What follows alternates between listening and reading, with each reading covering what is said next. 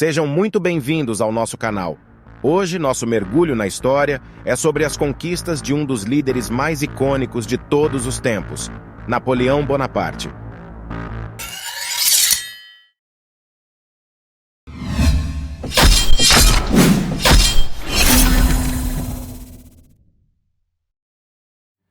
Napoleão Bonaparte nasceu na cidade de Ajaccio, localizada na ilha de Córcega, no dia 15 de agosto de 1769.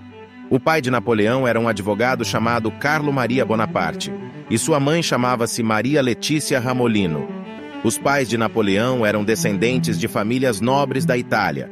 A ilha de Córcega pertenceu à Itália até o ano de 1768. A posição social da família de Napoleão permitiu que ele tivesse acesso a uma boa educação, sendo matriculado inicialmente em uma escola religiosa e posteriormente tendo ingressado em um colégio militar em Brienne-le-Château. Em 1784, ele entrou na Escola Militar de Paris e lá teve de concluir seus estudos em um ano por conta da morte de seu pai.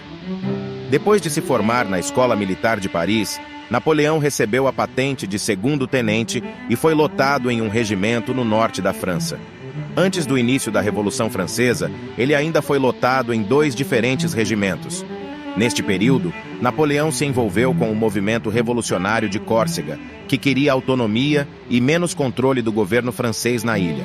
Com a Revolução, Napoleão foi promovido a capitão em 1792 e começou a manifestar posições favoráveis a um dos grupos que conduziam a revolução no país, os jacobinos.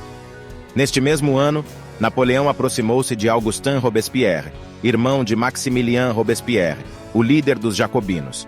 No ano seguinte, 1793, foi nomeado como comandante da artilharia de um batalhão que atacou Toulon. Napoleão liderou esse ataque e teve grande sucesso conseguindo conquistar a cidade, o que foi bem visto pelos jacobinos em geral. Ele ainda garantiu uma promoção para general de brigada e foi nomeado para comandar a artilharia de um batalhão que estava na Itália. Em 1794, os girondinos tomaram o controle da França em um golpe contra os jacobinos, chamado de Reação Termidoriana. Os girondinos rebelaram-se, tomaram o poder na França e voltaram-se contra as lideranças jacobinas como vingança pela perseguição praticada a eles. Devido à proximidade de Napoleão com os jacobinos, ele acabou sendo preso em Nice. Entretanto, sua prisão durou apenas 2 semanas. Devido suas habilidades militares, que eram valiosas demais para a França naquele momento, Napoleão foi convidado a planejar um ataque na guerra travada contra os austríacos. No final de 1795, a situação dele deu uma reviravolta pelos acontecimentos em Paris. Napoleão ganhou prestígio depois disso e conquistou uma promoção, tornando-se comandante do Exército do Interior, e chegou ao comando de uma tropa que estava instalada na Itália. Os novos cargos permitiram que Napoleão tivesse acesso a assuntos políticos importantes. Em 1796, os feitos militares de Napoleão permitiram que ele se tornasse uma personalidade conhecida em toda a França, e muitos cogitaram o nome dele para governar a nação. Nesse mesmo ano, ele assumiu o exército francês instalado na Península Itálica e transformou-o em uma grande força, fazendo com que conquistasse muitas vitórias em batalhas contra tropas austríacas. As vitórias de Napoleão contra a Áustria forçou a liderança da primeira coalizão a procurar negociar a paz com os franceses, o que resultou no Tratado de Leoben, assinado em abril de 1797. E nele, o imperador do Sacro Império Romano Germânico, Francisco II, decidiu ceder os Países Baixos austríacos e a Lombardia para os franceses. Quando Napoleão retornou à França, foi recebido como herói pelos feitos no campo de batalha. Napoleão Bonaparte havia se tornado uma figura influente no país, e ele próprio fazia questão de aumentar a sua influência na política. Ele fundou 2 jornais na França, e as publicações garantiram publicidade da personalidade dele. Em 1798, Napoleão foi para o Egito, com o objetivo de prejudicar os interesses comerciais da Inglaterra no Egito, Oriente Médio e Índia. No geral, as campanhas de Napoleão no Egito e na Síria foram fracassadas, porque ele não conseguiu desalojar o grande inimigo da França, a Inglaterra, e nem manter contato com a Índia, no intuito de oferecer uma aliança contra os ingleses. No final da década de 1790, a França vivia a instabilidade pelo ciclo revolucionário que se estendia por 10 anos. O país ainda estava agitado, e a soberania francesa corria o risco de uma invasão das coalizões estrangeiras. Por causa disso, começou a ganhar força na França a ideia da instalação de um governo autoritário com uma liderança forte que tomasse o controle do país.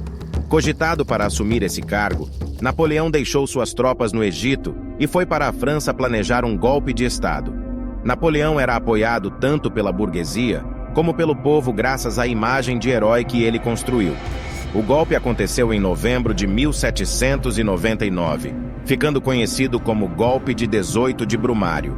O diretório foi substituído por uma nova instituição política chamada Consulado, e o governo da França seria liderado por 3 cônsules, entre os quais Napoleão foi nomeado para ser o primeiro cônsul e, portanto, a figura mais poderosa do novo governo francês. Em 1804, Napoleão proclamou-se imperador dos franceses, adotando o título de Napoleão I. Seu governo foi caracterizado por várias reformas internas, como a criação do Código Napoleônico, que sistematizou a legislação francesa e influenciou muitos sistemas jurídicos em todo o mundo.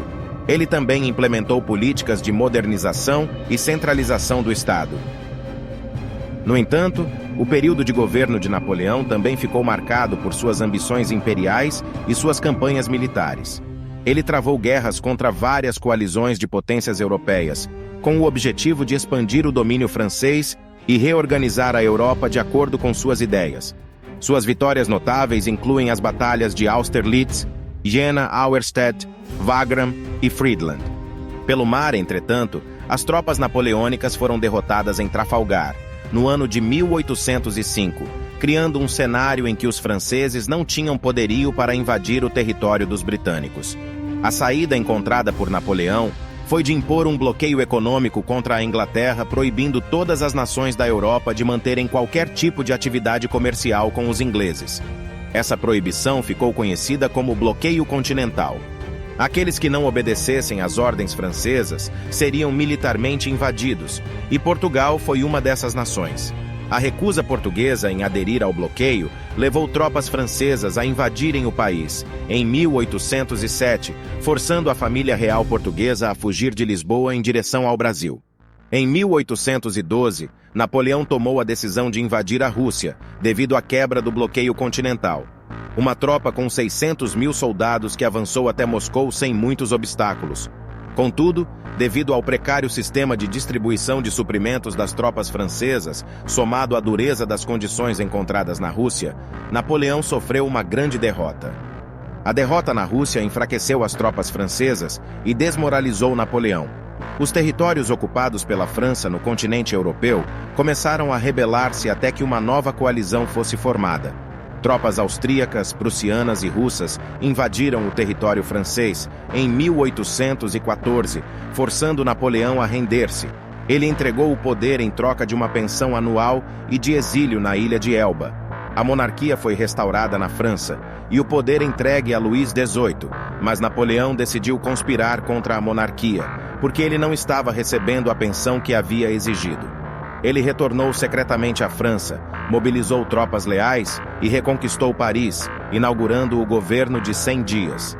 Em 18 de junho de 1815, aconteceu a Batalha de Waterloo, a batalha decisiva da vida de Napoleão, e tropas francesas enfrentaram uma aliança formada por tropas inglesas, prussianas, holandesas, entre outras, e o resultado foi a derrota definitiva de Napoleão e o fim de sua carreira política. Depois de sua derrota, a monarquia na França foi novamente reintroduzida, e as grandes nações europeias como Inglaterra, Áustria, Prússia e Rússia reuniram-se no Congresso de Viena com o objetivo de reorganizar o mapa europeu e de criar medidas que reforçassem o poderio do absolutismo na Europa. Napoleão Bonaparte foi exilado na distante ilha de Santa Helena, localizada no Oceano Atlântico, próximo à costa do continente africano. Napoleão passou os últimos anos de sua vida nessa pequena ilha, que ficou sob intensa vigilância dos ingleses. A saúde de Napoleão deteriorou-se por conta de um câncer no estômago, e ele faleceu no dia 5 de maio de 1821. O legado de Napoleão Bonaparte é complexo e controverso. Ele é amplamente reconhecido como um gênio militar e estrategista, cujas táticas revolucionaram a arte da guerra. Suas reformas também tiveram um impacto duradouro na França e na Europa, ajudando a estabelecer a modernização e a estabilidade política em muitos países. No entanto, seu desejo de expansão imperial e as perdas humanas resultantes de suas guerras também levantaram críticas sobre seu governo e métodos. A figura de Napoleão continua a despertar interesse e fascínio até os dias atuais. Sua vida e carreira são frequentemente estudadas em instituições acadêmicas, e ele é objeto de inúmeros livros, filmes e obras de arte que retratam sua vida e legado. Espero que vocês tenham apreciado esta jornada pelo fascinante mundo de Napoleão Bonaparte.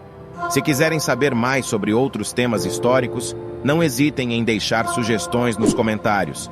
Não se esqueçam de se inscrever no canal para ficar por dentro de mais conteúdos como este.